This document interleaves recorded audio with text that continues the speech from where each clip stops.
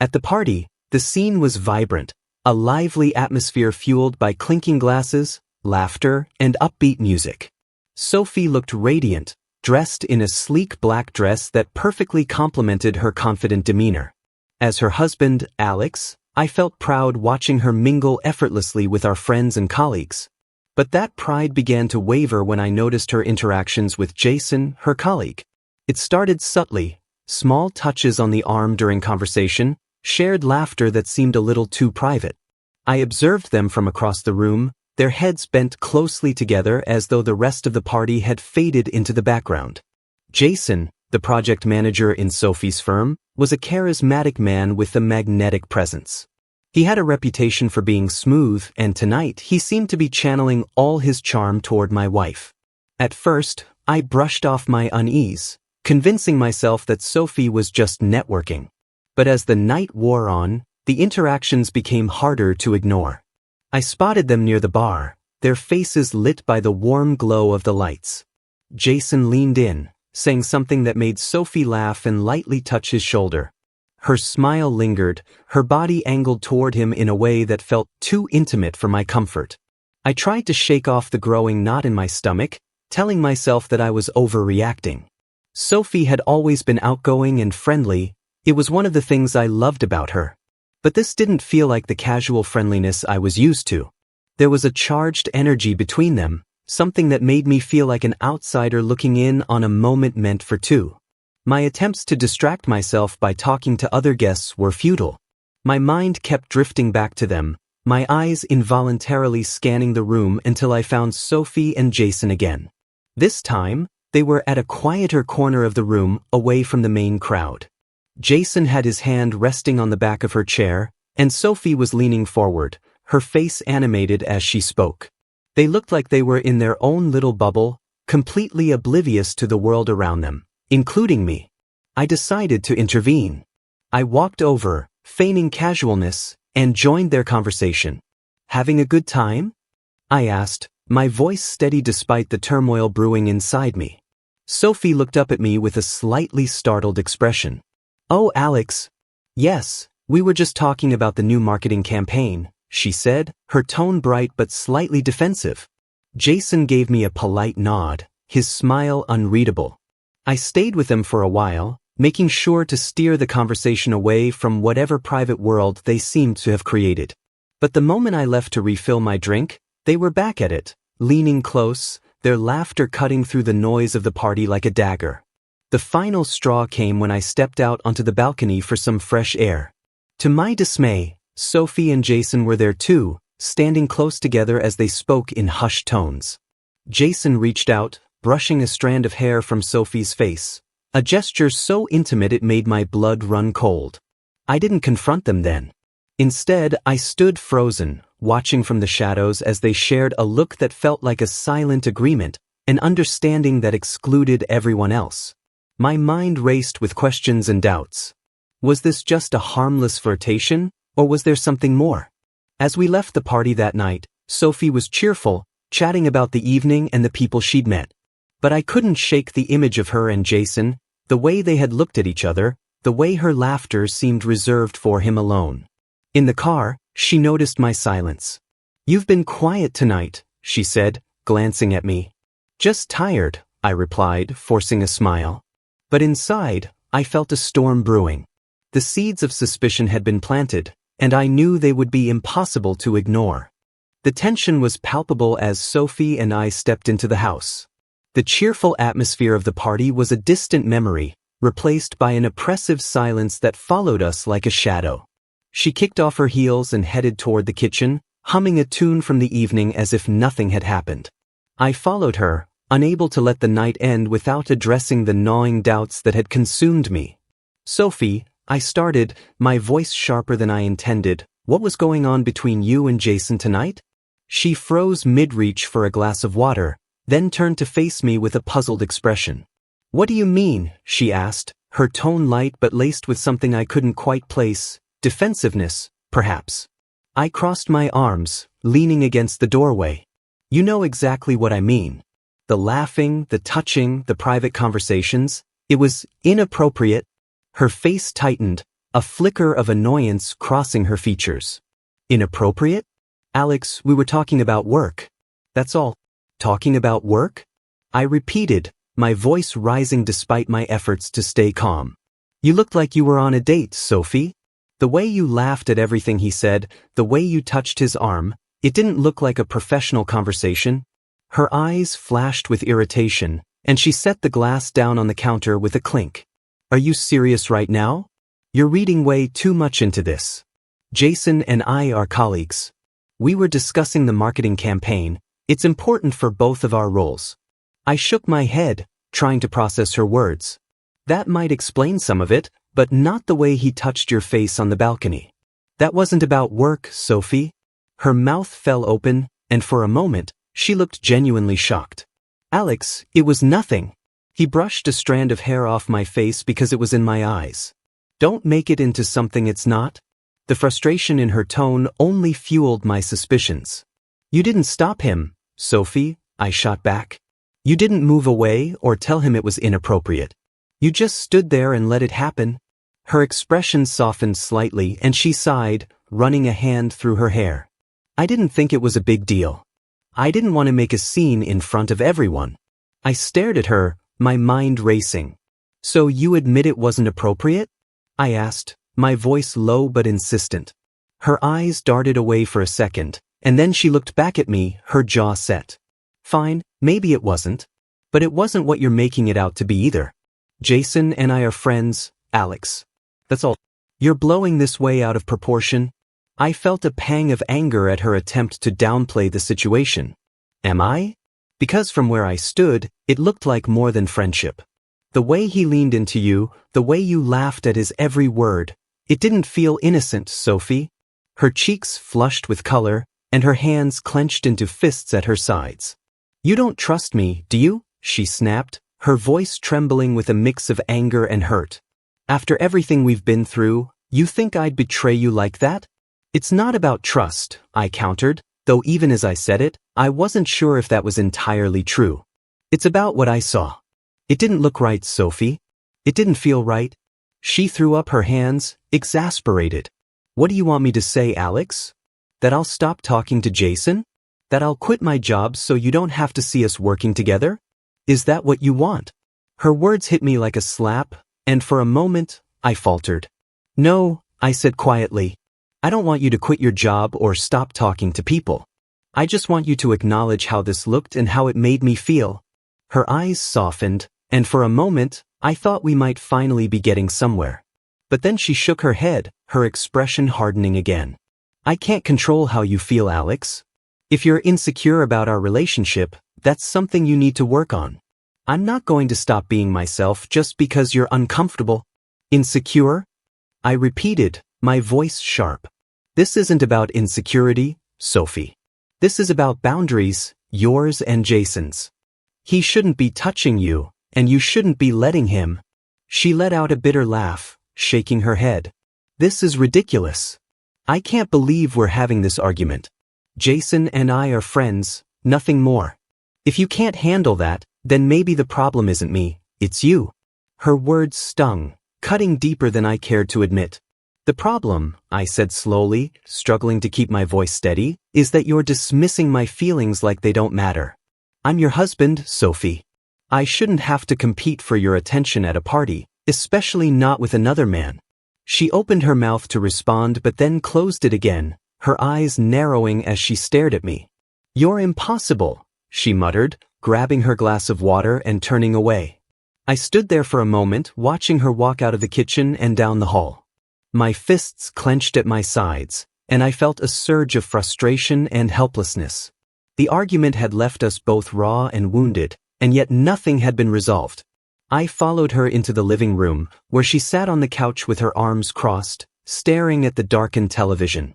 We can't just leave this here, Sophie, I said, my voice softer now but no less insistent. We need to talk about this. She glanced at me, her expression weary. I've already told you everything, Alex. There's nothing more to say. You either believe me, or you don't. I wanted to believe her.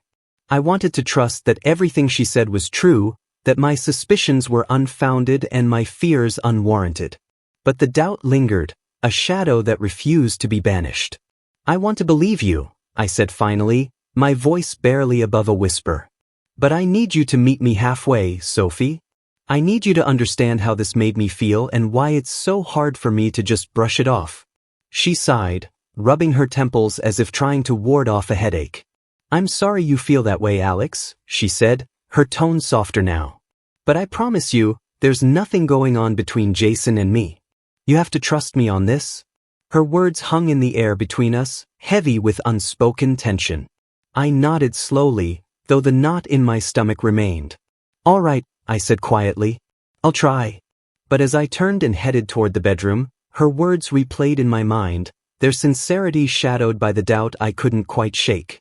The unease that had settled in my chest after that night at the party never really left. Sophie's assurances had seemed thin, her explanations filled with gaps I couldn't ignore. I told myself I would move past it, that trust was the foundation of any good marriage, but something gnawed at me, a quiet voice in the back of my mind that refused to be silenced. It started innocently enough. Sophie's phone was on the counter one morning as I drank my coffee, her notifications lighting up the screen intermittently. She had left it there while getting ready for work, and I stared at it for a moment too long, battling the uncomfortable urge to dig for answers. I hated that I even considered it. I wasn't the type of man who pried into his wife's private life. But something was wrong and I needed to know. Later that night, after Sophie had gone to bed, I sat in the living room, my thoughts racing. My heart pounded as I picked up her phone from the coffee table where she'd left it charging. It felt like a betrayal to even consider invading her privacy, but I couldn't let the doubt fester any longer.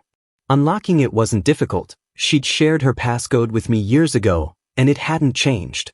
Her message app was empty. Completely empty. I frowned, scrolling through the barren threads. Sophie wasn't one to delete conversations. In fact, her phone was usually cluttered with old texts, reminders, and group chats. This level of tidiness felt deliberate. Suspicious. I sat back, staring at the blank screen. If she was hiding something, it wouldn't be here. My fingers hesitated before opening her email, then her social media apps, but nothing seemed out of the ordinary. Just as I was about to give up, a thought struck me. I navigated to her cloud backup, a feature we'd both set up long ago but rarely used. And there it was, a cache of deleted messages, waiting to be restored. My heart dropped as the threads began loading. They weren't just random conversations or junk texts.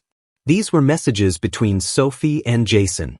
The first few were harmless enough, work-related discussions about campaigns, deadlines, and brainstorming ideas. But as I scrolled further, the tone shifted. The messages became more personal, peppered with jokes and compliments that felt too intimate for colleagues. "Jason, you're brilliant, you know that? I don't know how I'd survive this project without you." Sophie, "Oh, stop. You're just saying that because I saved your ass with the client last week." Then came the ones that made my stomach turn. "Jason, I couldn't stop thinking about you after the party. You looked stunning that night." Sophie, "Jason, don't. This is inappropriate." "Jason, I know. But I can't help how I feel. You make me feel alive in a way I haven't felt in years." I froze, my fingers hovering over the screen. It was all there in black and white.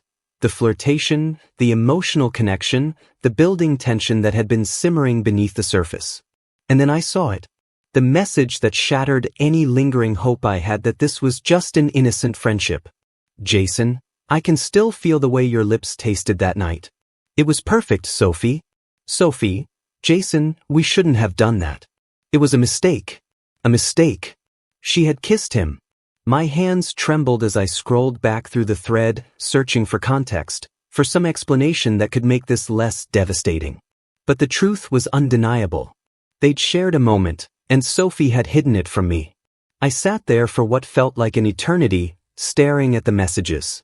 My chest felt tight, and the weight of betrayal pressed down on me like a physical force. How could she do this? How could she look me in the eye and tell me it was all innocent when she knew the truth?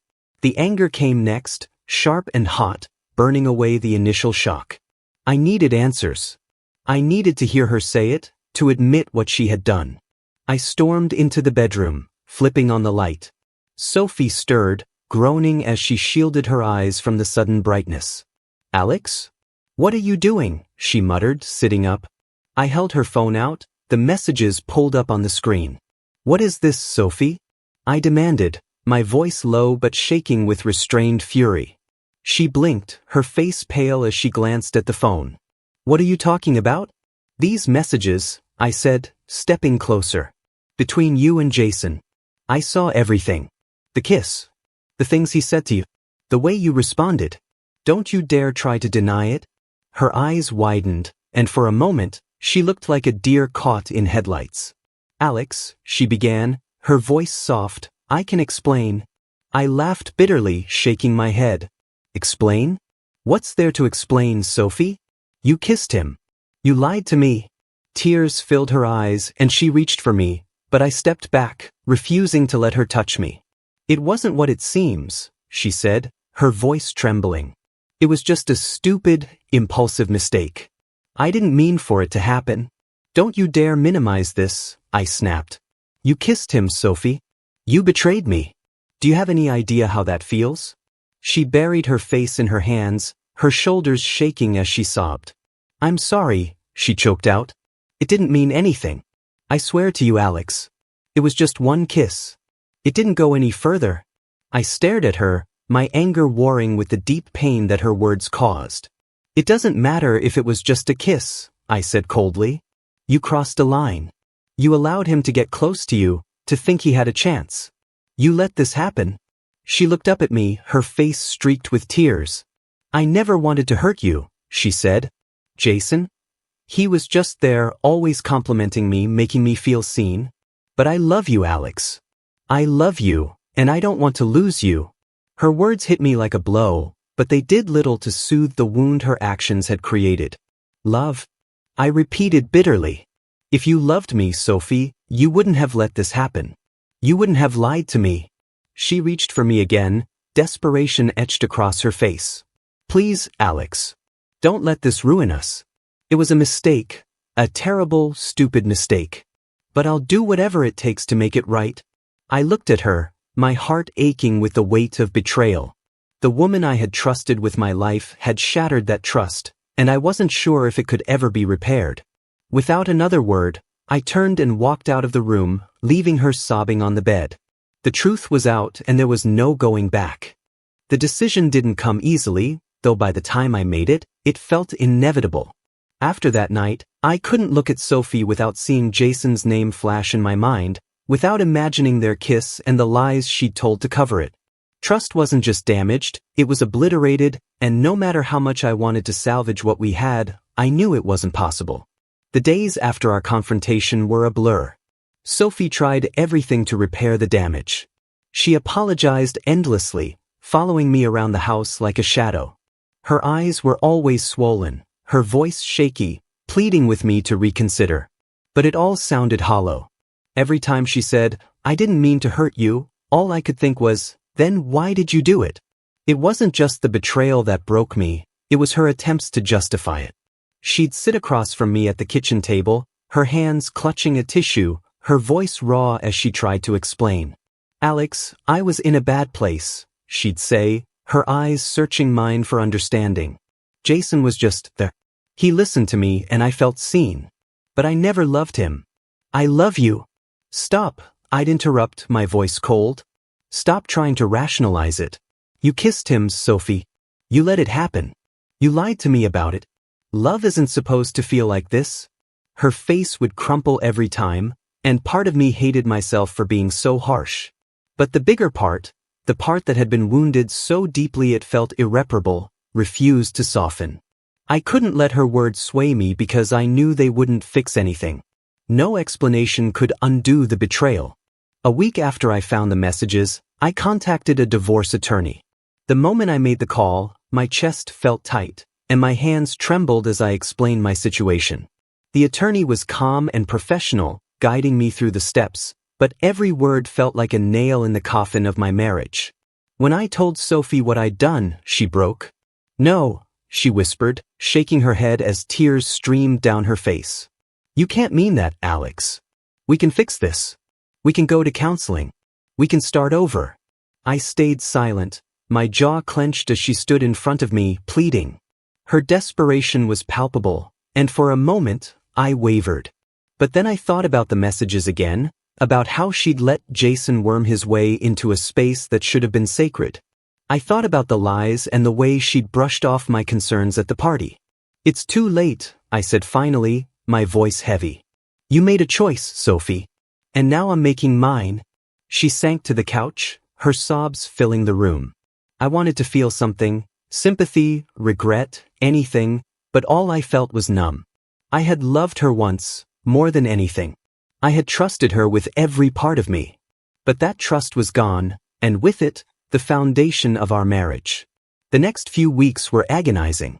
Sophie vacillated between sorrow and anger, her emotions swinging wildly as she tried to make sense of what was happening.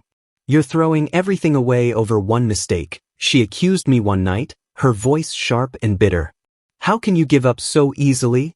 Easily? I repeated, my voice rising for the first time since this began. Do you think this is easy for me? Do you think I want to do this? You threw us away the moment you kissed him, Sophie. Don't you dare put this on me. She recoiled at my words, her anger giving way to tears once again. I was lonely, she whispered. You were distant, always so wrapped up in your own world. I didn't feel like you saw me anymore. Her words stung, but they didn't change anything. Maybe I had been distant. Maybe I hadn't been the perfect husband. But I hadn't betrayed her. I hadn't turned to someone else when things got hard. The divorce process moved slowly, each step a reminder of how far we'd fallen. Splitting our lives felt surreal, deciding who would keep the house, the furniture, even the damn coffee maker we'd bought together on a whim. Every item we divided felt like a piece of our history being torn apart. Sophie tried to stall at every turn, hoping, I think, that I'd change my mind. She'd leave notes around the house, little reminders of our life together.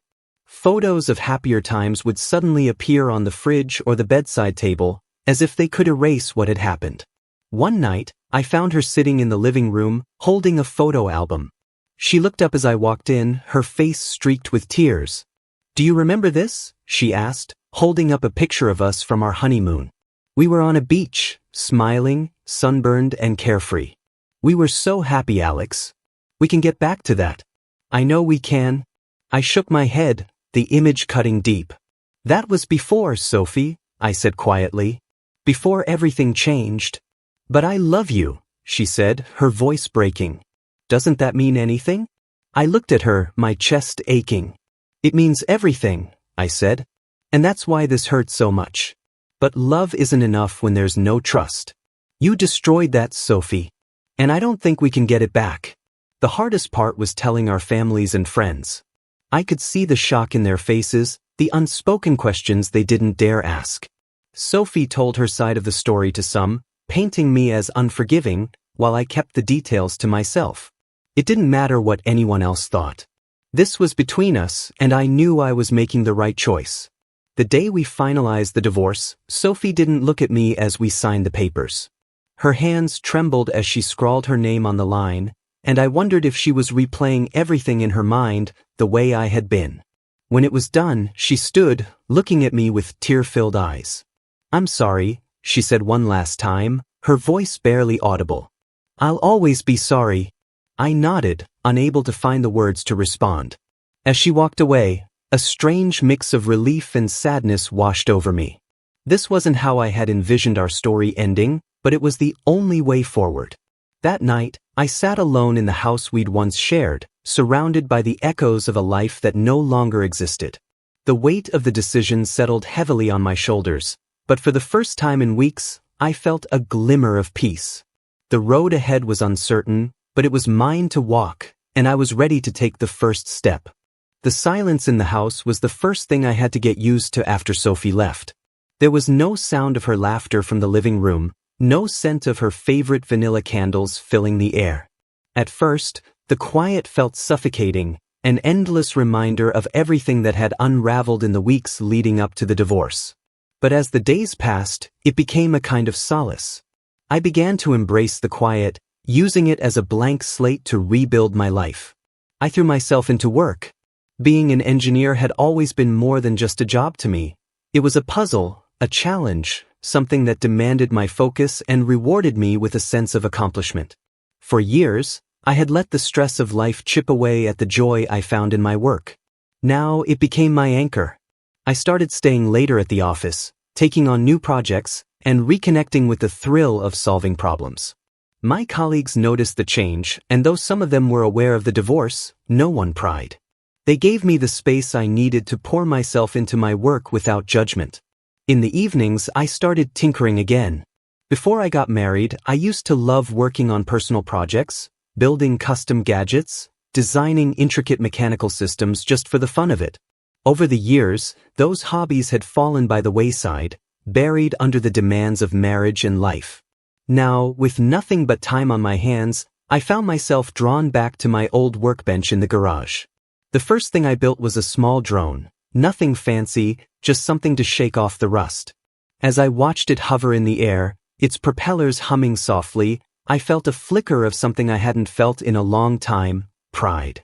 It wasn't just the drone, it was the act of creating something with my own two hands, of reclaiming a piece of myself that I thought I'd lost. On weekends, I started hiking again. Sophie had never been a fan of the outdoors, and over the years, I'd stopped pushing for trips to the trails. But now, there was no one to stop me. I dug out my old gear, laced up my boots, and headed for the hills. The fresh air and the steady rhythm of my steps became my therapy. I'd climb to the top of a ridge, stand there with the wind in my face, and feel a sense of freedom that had been missing from my life for far too long. At first, being alone on those trails felt strange. I'd grown so used to sharing my life with someone that it was jarring to realize I didn't have anyone to call or share the view with. But as the weeks went by, I started to enjoy the solitude. I found myself thinking less about the past and more about the future, about the kind of life I wanted to build for myself. One of the most unexpected changes came in the form of my colleagues. I'd always been friendly with the people I worked with, but I'd kept most of them at arm's length, preferring to keep my personal life private. After the divorce, they began inviting me to join them for after-work drinks or weekend get-togethers, and for the first time in years, I said yes. It started small. A beer with the guys at the local pub, a barbecue at one of their houses, but those small moments added up. I found myself laughing more, talking about things other than work, and slowly rebuilding a social life. There was one colleague, Mark, who became a kind of mentor to me during this time. He'd been through his own messy divorce years ago, and he had a way of cutting through the noise with blunt but comforting advice. "You're doing the right thing, Alex," he said one night as we sat on his back porch, nursing a couple of beers. "It's going to feel like hell for a while, but one day, you'll wake up and realize you're not angry anymore. That's when you'll know you're free." His words stayed with me, and I clung to them on the harder days when the memories of Sophie and Jason threatened to pull me back into that dark place. Over time, I started making small changes around the house. I painted the walls in the living room, replacing the soft beige Sophie had chosen with a rich navy blue that felt more like me. I sold the dining table we'd picked out together and replaced it with a smaller one that fit my needs. I even adopted a dog, a scrappy little terrier mix named Max, who quickly became my constant companion.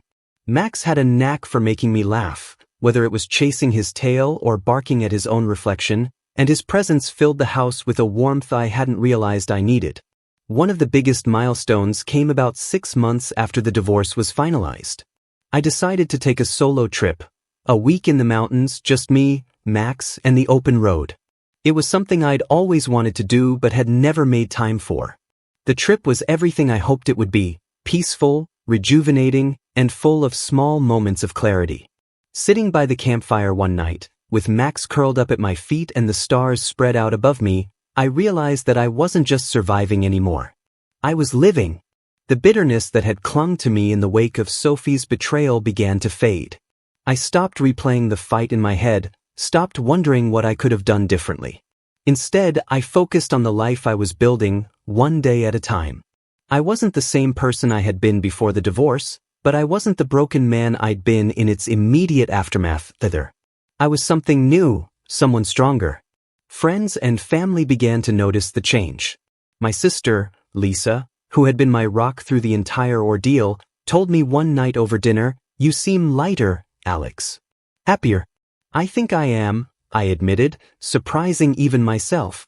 Life wasn't perfect, but it was mine again. I poured myself into my work, my hobbies, my friendships, and Max slowly, the wounds left by Sophie and Jason began to heal.